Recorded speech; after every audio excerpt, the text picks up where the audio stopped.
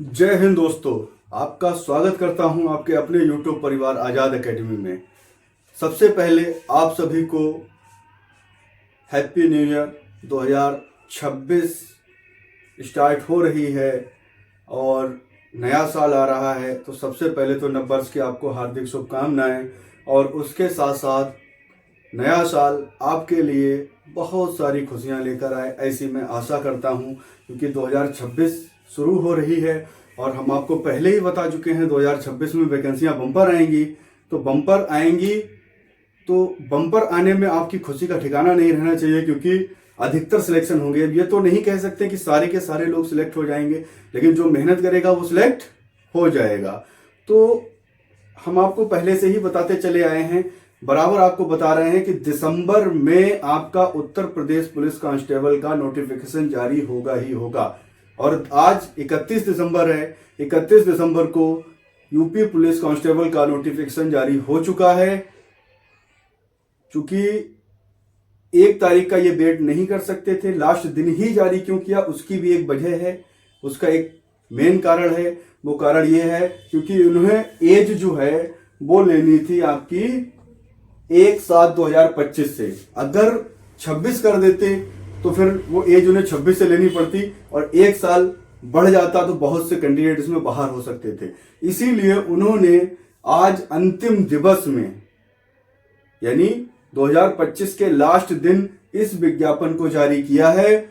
और जैसा कि हम आपको पहले ही बता रहे थे, इससे पहले भी हमने कई बार बताया कि उत्तर प्रदेश पुलिस कांस्टेबल में कम से कम 22 से 25 हजार पद आएंगे, लेकिन इन पदों को सरकार ने और अधिक कर दिया है। टोटल पद जो आपके आए हैं वो हैं 32,679 पद आपके विज्ञापन में आए हैं। अर्थात जो आप अपेक्षा कर रहे थे उससे लगभग 10,000, 8 से 10,000 पद बढ़कर आए हैं। तो आप कोशिश करते रहिए, तैयारी करते रहिए। और इसकी परीक्षा देखिए, एसआई की परीक्षा 14-15 मार्च को लगी हुई है, तो इसकी आप ये मान के चलें कि इसकी मई या जून में इसकी भी परीक्षा हो जाएगी। तो आप मेहनत करिए, तैयारी करिए। इस विज्ञापन पर हम आपको चर्चा करेंगे। उससे पहले आप थोड़ा सा हमारी बात पर ध्यान दीजिए। अगर आप हमारे चैनल पर नए हैं, आपने अभी तक हमारा चैनल सब्सक्राइब नहीं किया है, तो हमारे चैनल को सब्सक्राइब कर लीजिए, बेल आइकॉन का बटन दबा लीजिए, क्योंकि कोई भी भर्ती का नोटिफिकेशन आता है हम आपको बहुत जल्द अपडेट देते हैं। उसके साथ ही साथ हम आपकी हिंदी विषय की तैयारी भी कराते हैं। तो कांस्टेबल की भी हम हिंदी की तैयारी कराएंगे। हिंदी में जितना भी पोर्शन हिंदी का आएगा, जो भी पूछा जाएगा, सारा का सारा हम आपकी तैयारी फ्री ऑफ कॉस्ट कराएंगे।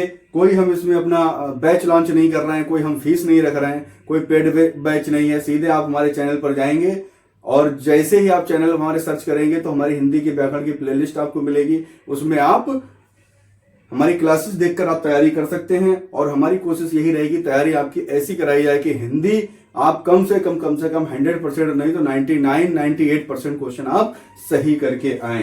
तो हम बात कर रहे हैं हम बात कर रहे थे उत्तर प्रदेश कांस्टेबल भर्ती का।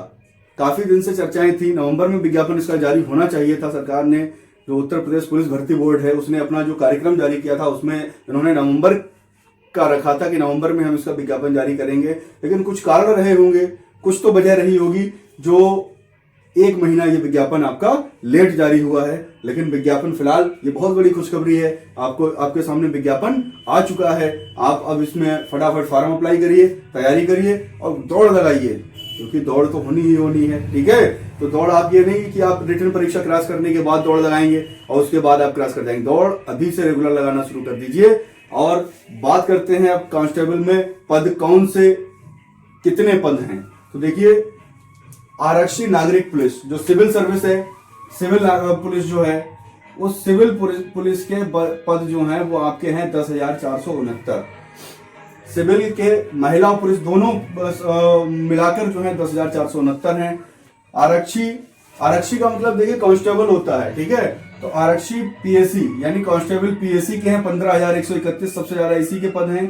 ठीक है, ये केवल पुरुषों के लिए आरक्षित है, तो पुरुषों के लिए प्लस पॉइंट है। महिलाओं के पद इसमें कम मिले हैं, पुरुषों को पद ज्यादा मिले हैं। ठीक है, तो ये 15,131 पद आपके पुरुषों के ये हैं। आरक्षी विशेष सुरक्षा जो है, ठीक है, विशेष सुरक्षा बल जो है उसमें आपके 1341 पद, ये भी केवल पुरुषों के लिए आरक्षित कर दिए गए हैं। और महिलाओं के लिए जो आरक्षित है इसमें वो 2282 पद हैं।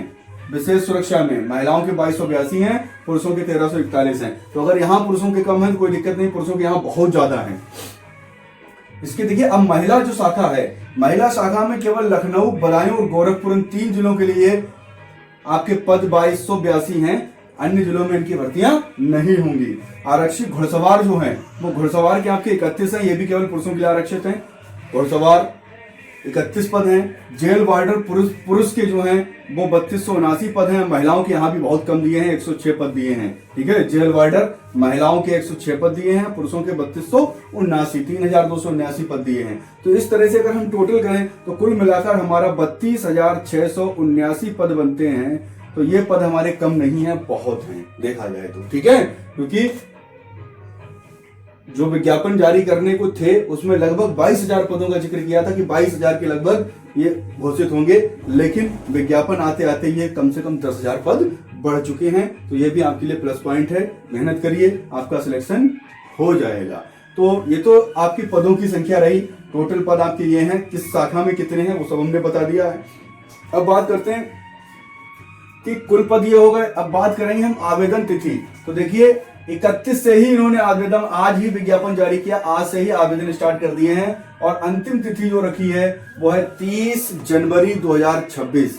आप 31 दिसंबर से 30 जनवरी तक कभी भी आप अप्लाई कर सकते हैं, फॉर्म अप्लाई कर सकते हैं। आवेदन शुल्क जो रखा गया है वो आवेदन शुल्क आपका 500 रुपए का जो है वो जर्नल OBC EWS 500 रुपए। देखिए बहुत ज्यादा पुलिस के विज्ञापन में पुलिस भर्ती के लिए बहुत ज्यादा आवेदन शुल्क नहीं रखते हैं, ये 500-400 रखा है, कोई बहुत ज्यादा बड़ी रकम नहीं है फिलहाल। तो वैसे तो आप लोग बेरोजगार हैं, बड़ी रकम ही होती है, ठीक है, लेकिन फिर भी देखा जाए तो बहुत ज्यादा नहीं रखा है। SC ST के लिए आपका 400 हो जाएगा, ठीक है, 100 रुपए की सिर्फ छूट मिलेगी SC ST को। बाकी जर्नल, EWS और OBC इनके लिए आपका 500 शुल्क रहेगा। तो आप फटाफट आवेदन करेंगे, इस शुल्क को जमा करेंगे, आपका आवेदन फाइनल सबमिट हो जाएगा। योग्यता आपकी वही 12th है, 12 पास।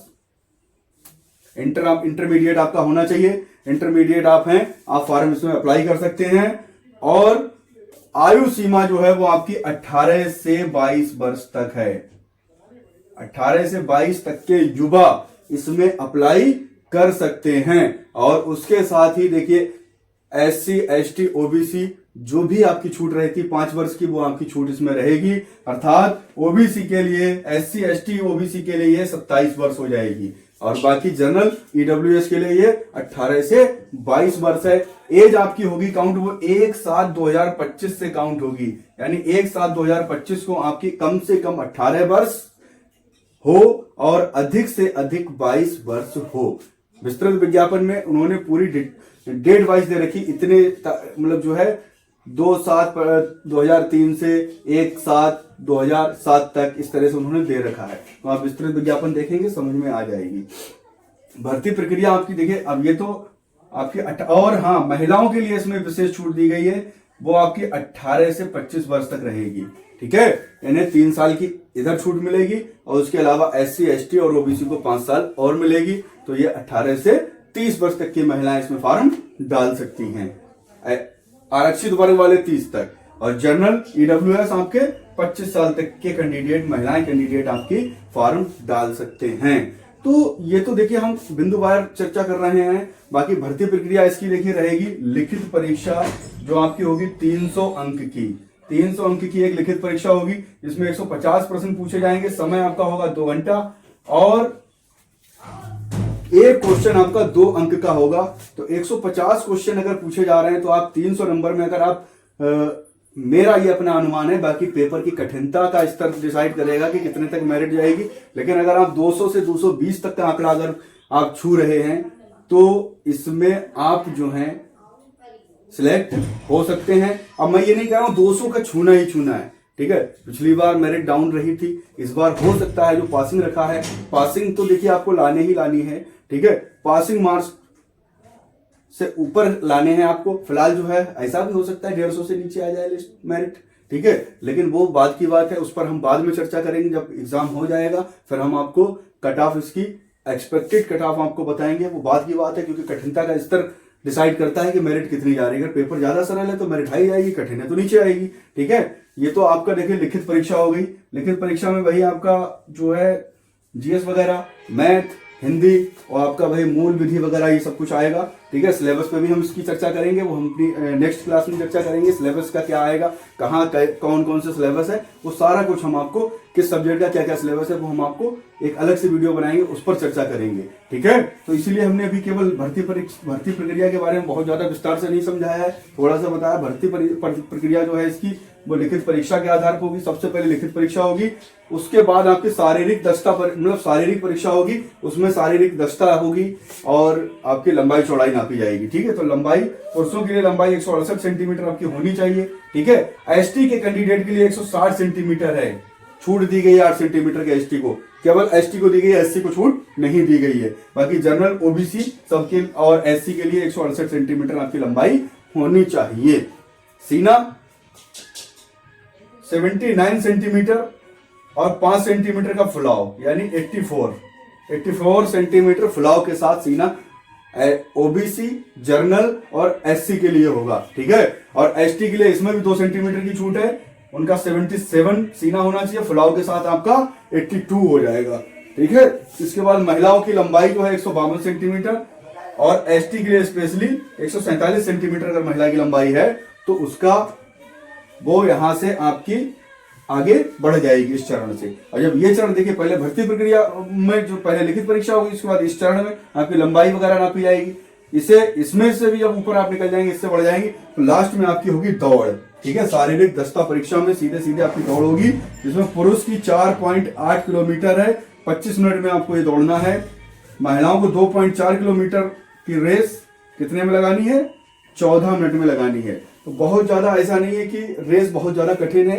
रेस अगर आप प्रैक्टिस कर रहे हैं तो लगा सकते हैं, लेकिन सबसे पहले आप देखिए इसकी 3 चरण हो गए। पहला आपकी लिखित परीक्षा होगी, दूसरी आपकी शारीरिक परीक्षा में आपका ये सब कुछ हो जाएगा। ठीक है, दूसरा चरण आपका यहाँ से यहाँ तक हो जाएगा। और अगर आप लेना चाहें तो इसे दौड़ को तीसरे चरण में ले सकते हैं कि आपकी जो दौड़ सबसे पहले आप यहाँ से यहाँ पहुंचेंगे क्रॉस होकर, यहाँ से फिर दौड़ में आप जाएंगे। लास्ट चरण आपका दौड़ का है, दौड़ आपने क्रॉस कर ली, उसके बाद फाइनल मेरिट लगेगी, फिर उसमें जो सिलेक्ट होंगे कैंडिडेट वो सिलेक्ट हो जाएंगे, जो बाहर होंगे वो बाहर निकल जाएंगे।